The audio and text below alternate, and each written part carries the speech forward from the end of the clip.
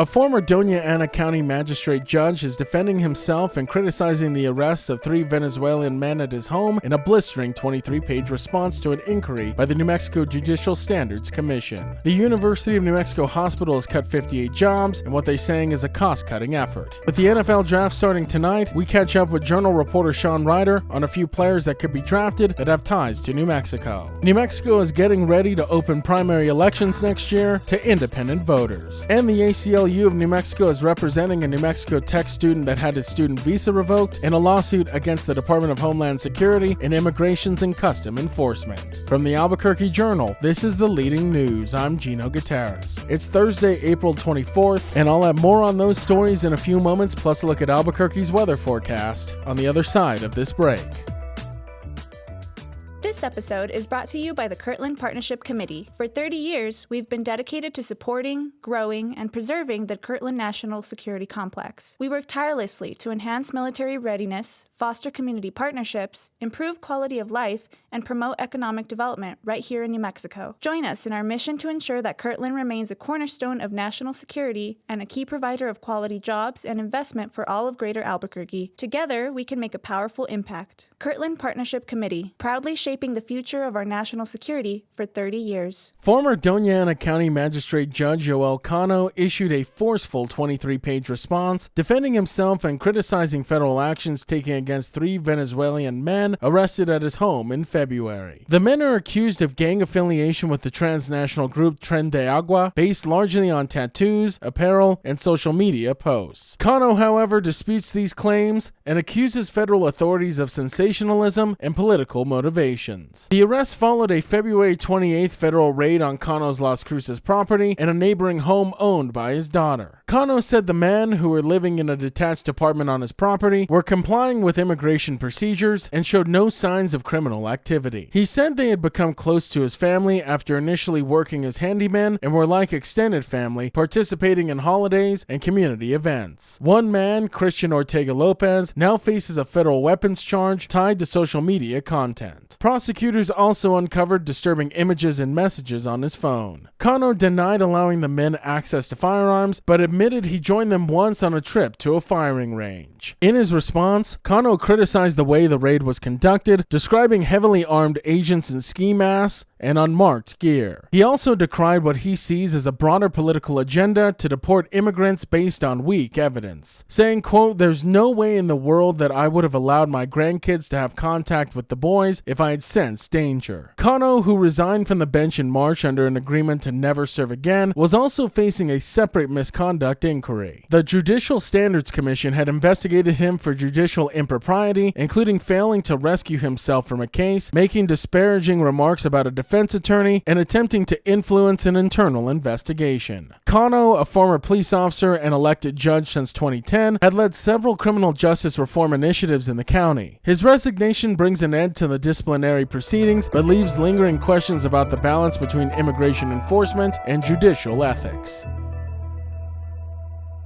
The University of New Mexico Hospital, the state's largest public health system, has eliminated 58 executive positions as it faces mounting financial pressure and looming federal funding cuts. While some of the roles were vacant, none of the cuts impacted frontline care providers like nurses, according to UNMH spokesperson Chris Ramirez. UNMH framed the move as part of broader cost-saving efforts to ensure future financial stability. Ramirez emphasized that the decision was made to, quote, "balance the current and future budgets without compromising the hospital's commitment to providing care for New Mexicans." The cuts hit multiple units within the health system, including the main hospital, the Health Sciences Center, and the Sandoval Regional Medical Center, which UNMH officially integrated in 2024. Despite earlier assurances that no jobs would be cut at the Sandoval Regional Medical Center, an internal email revealed the elimination of several top leadership positions there, including president, CFO, and directors in HR, support services, and food and nutrition. The hospital is also also reviewing contract labor and operational workflows to trim expenses further. UNMH's challenges come amid a national healthcare staffing shortage and reduced revenues across hospitals. A 2023 NIH report estimated a $2 billion loss nationwide in early 2020 due to COVID-related costs and plummeting revenues. During the pandemic, a lot of these hospitals had to get rid of things like elective surgeries, which are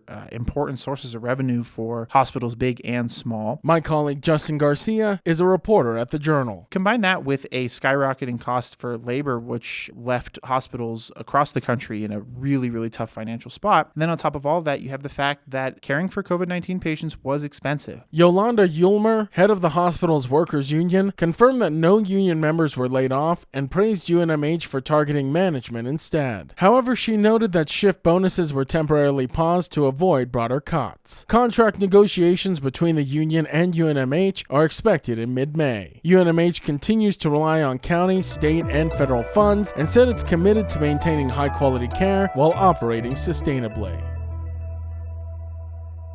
With the NFL draft set to kick off tonight and carry on through the weekend, it's a great time to catch up with Journal reporter Sean Ryder to talk about players in this year's draft that have ties to New Mexico. Sean, thank you so much for joining me. Gino, thanks for having me on, man. So, Sean, as we touched on at the top, there's a few players in this year's draft that have ties to New Mexico. I was hoping you could fill us in on just exactly who these guys are. This is kind of an interesting year. It's kind of an unpredictable draft as a whole. I'm not expecting, and no mocks have really had anybody from New Mexico getting drafted in terms of, the University of New Mexico or New Mexico State, one of the in-state programs getting drafted out of there. There are some prospects with some significant New Mexico ties. One of them, though, Bryce Cabledew. He was a 4-year starter at left tackle for Kansas. He is from Clovis. He's a Clovis High School graduate. 6'4", 308 pounds, so he's probably going to play guard at the next level. But he's a guy that tested insanely well at his pro day. He did the Big 12 pro day. He ran a 4.95 second 40, which is pretty darn fast for the guards. That was tied for the best time of any eligible guard this year, a projected guard, I should say, at least in Cabledew's case. So he's a guy, in terms of the people with New Mexico ties in this draft, he'll probably be the first guy off the board. Ja'Cory Krosky-Merritt is a guy that had a sensational season 2 years ago for New Mexico. I really kind of reinvigorated their ground attack. Yeah, I think he just ran just over 1,000 yards. He had 17 TDs. He threatened for Dontrell's program record that year in terms of rushing touchdowns in a single season. He is a guy that is projected to be drafted as well.